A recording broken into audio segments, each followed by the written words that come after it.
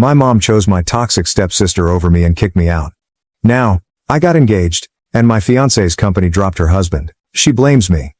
I, 26F, have been engaged to my fiancé, whom we'll call Jeff, 26M, for approximately 2 months. I met him 4 years ago on a dating app, and we've been inseparable since. Jeff and I are soulmates. He is the only person in my life who has never disappointed me. I have not had an easy life. My parents divorced when I was 2 years old. My father abandoned us without looking back. He paid child support, but that was it. He never bothered to come and see how I was doing. To be honest, my mother, 48F, was not a terrific mother either. When I was younger, she was more focused on other activities than on raising me. I was basically reared by nannies and babysitters. When I was a little older, my mother was quite young, and her priorities were very different. She didn't care much about becoming a mother and spent most of her time with friends or on dates. She was an outgoing socialite who had no time for me. Even in terms of her career, she was not taking her work seriously. She was a freelance artist who made good money every month, but she didn't have to worry about me since she had child support checks coming in to cover everything. I hate to say it, but if it hadn't been for the child support, I'm very sure she would have kicked me out a long time ago. She was never very devoted to me, and I suspected she was waiting for me to mature so I could leave her alone. Then, when I was around 13, she began seeing my stepfather. My stepfather, Matt, 50 million, has a daughter around my age. We'll call my stepsister Jess. When they initially started dating and my mother brought his family home to introduce us, she advised me to be on my best behavior since this was very important to her. Now, Mom had brought home boyfriends dozens of times before, but she had never been concerned about how I behaved. She would generally just tell me that she had guests coming over, and I would use that as a cue to go into my room and stay until they went. But this time, I had the impression she was serious about the person, otherwise, she would not have been concerned about my actions. To put it another way, if she wasn't serious about Matt, she wouldn't have worried about my presence in the house at all. The first time I met him and his daughter, they were relatively kind to me, and it was a pleasant introduction. I had no idea what was going to happen to me following that initial meeting. Soon after, he began to visit more frequently, and it seemed as if they had almost moved in together. I didn't mind it. It wasn't bothering me in any way, so I had no need to worry about them as long as they allowed me to go on with my life. It remained that way for a long time.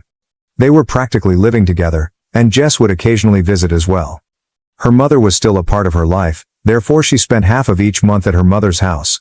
Initially, people were either polite to me or ignored me. I was fine with that because I didn't really care for any of them. I didn't really care about my mother, so it was tough for me to care about anyone related to her. All I wanted was my own peace and quiet, which I enjoyed for a while. But then they decided to make it a permanent relationship and move in together. Now, I wouldn't have cared, but my mother informed me that now that they were moving in together, I would have to start sharing my room with my stepsister. I refused to do that because it was my room. It had been my room my entire life, and it was the one thing that gave me calm. In that house, I had my own private area. I was not going to give up my freedom by sharing a room with someone I barely know. When I told my mother that I was not going to share my room, we had a heated quarrel. She threatened to kick me out of the house if I did not do what she asked. I was 14 years old at the time, and despite my youth, I was aware of the law. I felt compelled to since my mother was the type of person you couldn't truly trust. It's also plain basic logic, and I knew mother couldn't send me out until I was an adult, or she'd face legal consequences. So I informed her that I knew she couldn't do it and that she was faking. She was frustrated, but she had to let me have my room and chose to convert the basement into Jess's room. It wasn't a very horrible place to be. It wasn't as nice as my room, but my mother worked hard to make it more appealing and livable.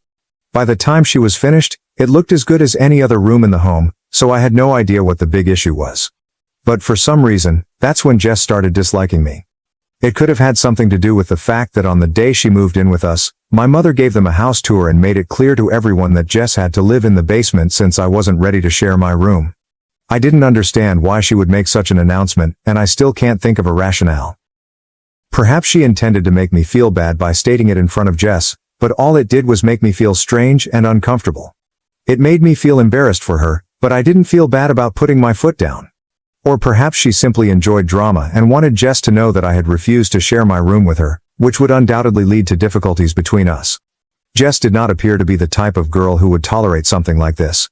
My mother was correct. Jessica refused to let it go.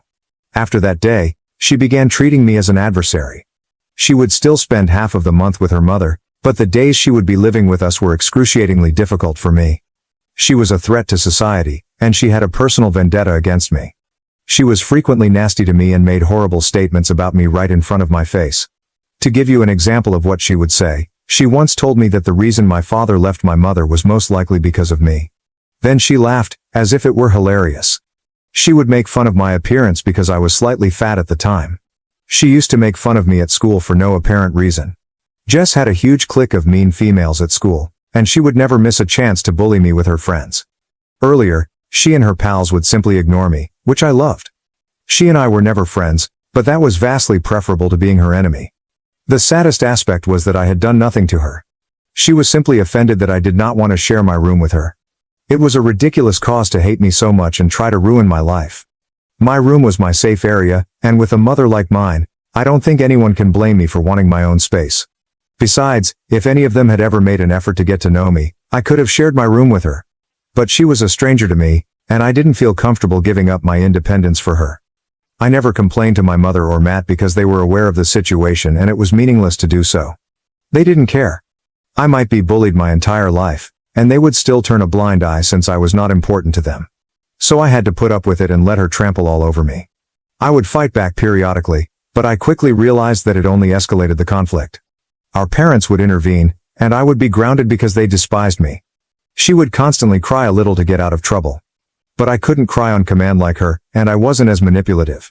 So I'd be the one who was punished for my poor behavior and advised to start treating Jess like a sister, while she got away with it and I had to face the consequences. It was a miserable place to grow up, and I despised my existence. So when I was finally kicked out around my 18th birthday, I was relieved more than anything else. I had put up with my family's crazy for years before being kicked out, and it only became worse over time. Jess continued to be a nightmare to deal with, and our parents continued to back her without questioning the legitimacy of her actions. In 4 years, she had managed to turn our whole high school year against me, and I had just a few friends who would even talk to me. Everyone else despised me because she did, and that was sufficient justification. It had taken a toll on my mental health, and I was battling to keep up in all areas. I had acquired a lot of weight from binge eating, and it had severely changed my appearance for the worst. I was overweight, acne-prone, and had pretty awful hair. I was also trying to maintain my grades. So not only did I look horrible, but I also appeared to be dumb to everyone else. I had nothing going for me and was at an all-time low. Things at home were no better, as I still had to deal with Jess and my parents. My mother had grown increasingly irritable and would continually compare me to Jess, despite the fact that she was the one who had made my life so much worse than it had been previously. Things were terrible before my mother married Matt and they moved in together, but not as horrible as they are now. Yeah, it was terrible that my mother didn't care about me before, but after her marriage to Matt, I went from the frying pan to the fire. She progressed from not caring to intentionally making me feel horrible about myself, and it felt as if I was also living with mean females at home. It was very clear to me that Jess was the daughter my mother had hoped for. Instead, life had dealt her the wrong hand, and she was stuck with me. I know they both wanted nothing more than for me to leave, and to be honest, I did too. My mother and Jess despised me, but Matt didn't care. I have no relatives to speak of other than my mother because my grandparents did not communicate with us. I had never known my father, and I knew nothing about my other grandparents. I actually had nowhere to go, and I felt awkward approaching my friends for assistance. So I had to fight it out and stay with my mother to ensure that I had a roof over my head and food to eat every day until I reached 18. But then, a few weeks before my birthday, an incident occurred, and I was expelled out the same day. It was a weekend, yet I remember it like it was yesterday since it was one of the most terrible and stressful days of my life. We had both recently graduated, and she had begun hanging out with a bigger circle of folks. She had a buddy whose brother was in his senior year of college, and she was dating her brother. So she and her friend would hang out with his pals, who were all older than us. I understood exactly what they were up to, but I didn't think it was worth bringing it up with my parents because, with my luck, it would only backfire. So I never told anyone that she'd started drinking. And, while I couldn't prove it, I knew she was smoking pot and whatnot. I was never interested in any of it because, first and foremost, I never had friends who were cool enough to have access to drink, cigarettes, or drugs. Second, I was already suffering with my weight and academics. I didn't need to add drink or drugs to the mix, I already had plenty on my plate. But that day, I believe I left my room unlocked before going for a shower. The next thing I knew I heard a banging on the bathroom door, and my mother was yelling at me, insisting that I come out right once. I had to rush and put on my clothes so I could see what she was talking about. When I got out of the shower, my mother, Matt, and Jess were waiting in my room, all with serious expressions on their faces. My mother took out a bunch of empty beer bottles from beneath my bed, and even more incriminating, there was a giant plastic baggie containing, I'm not sure how many grams of weed. My parents were unaware that it did not belong to me or Jess. I believe she had planted it in my room when I was not there and then informed my mother. They began flipping out and yelling at me about what a terrible person I was. She didn't just yell at me about the drink and drugs, she also started venting about how I was a complete disgrace to them. She protested that I ate all the food. She stated I was a waste. She was convinced that I would never do anything worthwhile in the future and would simply continue to live with them and spend their money. I attempted to explain multiple times that none of it belonged to me and that I had no idea how it ended up in my room, but she didn't believe me. She lost it when I suggested that Jess might have planted it in my room to get me in trouble. She began yelling at me about how I was always jealous of her and that I would never be as good as her at anything, which was why I was attempting to shift the blame. I was crying uncontrollably by that point, but she didn't seem to care and proceeded to rant at me. After some while, she stopped shouting at me and told me I needed to leave. I had no idea what she was talking about, so I asked her where I was heading. She told me she didn't care where I went, she just wanted me out of the house because she was tired of dealing with me. When I refused to go, she threatened to call the cops on me. She added that because I was almost 18, they would treat the drug allegations very seriously. She informed me she did not want an addict living with her and consuming all of her money and resources. I had to watch out for myself now since she was tired of pretending to be a happy family with someone who deserved nothing. I was pleading with her not to force me out because, while I wanted to leave, I knew I had nowhere to go and didn't have enough money on my own. But my mother didn't care. She informed me that if I didn't leave within that day, she would phone the police and report me herself. I was surprised that she could be so cruel, and even more so that neither Matt nor Jess complained about it. They were literally going about their day as if nothing was happening.